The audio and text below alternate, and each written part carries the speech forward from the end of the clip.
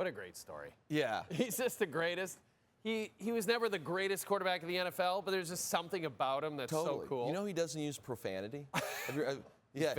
He has 10 children. He's Yeah. an extremely religious man. Yeah, he has like slang for all of his profanity words that are not actually like profanity. It's quite funny. How would you rate the whole experience? Like you as a former player, just watching this, Yeah. you know, you're retired, like, how would you rate the whole thing on Sunday? I loved watching it, and, you know, obviously I like the Seahawks, but I was pulling for the guy. Yeah. I'll say this, it was really cool because he kind of brought back some old school vibes for me where he was at the line of scrimmage, checking, making sure everything was ready to go. You can see, like, we don't see as much of that these days in the NFL.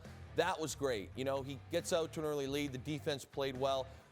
The bad part is you did see the limitations. You know, in the fourth quarter here, you're down and we're handing the ball off. And I get why, you know, it's 2nd and 10 and we're throwing the ball 2 yards down the field. It's 3rd and 7 and we're settling for a 60-yard field goal by handing the ball off because you just couldn't really push the ball down the field. Right. So that was the bad part of it, was you're like, man, if he had a little more juice in the arm, like maybe he could have kind of been a little nasty today. But, I mean, he made the right decisions. He put his team in a chance to win. It was a really fun story. I wouldn't say it was an electric performance, but given the fact he's 44 and it's 3 days of practice, it gets my thumbs up. Hasn't played for 5 years. I mean, it's incredible that he can just go in there. But, you know, we talked about his familiarity with Shane Steichen. Yes. All that obviously helps. But for next week, do you go to Riley Leonard, this rookie quarterback that really was like a project-type draft pick? Do you go to him? I do. Right. I do because the reality is, and I don't care what the percentages say, you're not going to make the playoffs. You have a gauntlet schedule. You'd have to win out and potentially need some help. And the 3 teams you're playing are all going to play in the playoffs. Yeah.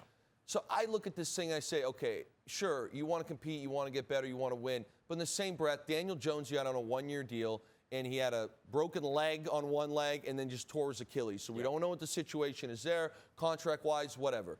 You don't know what's going on with Anthony Richardson. That's been a bit of a mess. So you don't know your quarterback situation next year, including your backup. You drafted Riley Leonard. Yes, he's a 6th-round pick. But you now have 3 games to see as a little test for next season. Who is Riley Leonard? You picked him. Your front office picked him.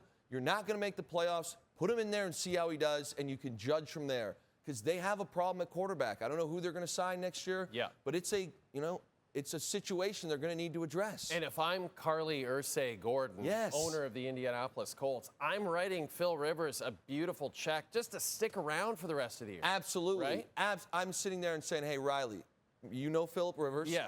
You're going to, if you can, eat with him, stay with him, spend as much time with him as you can, because this guy has been there, done that. You need to learn as much as you can.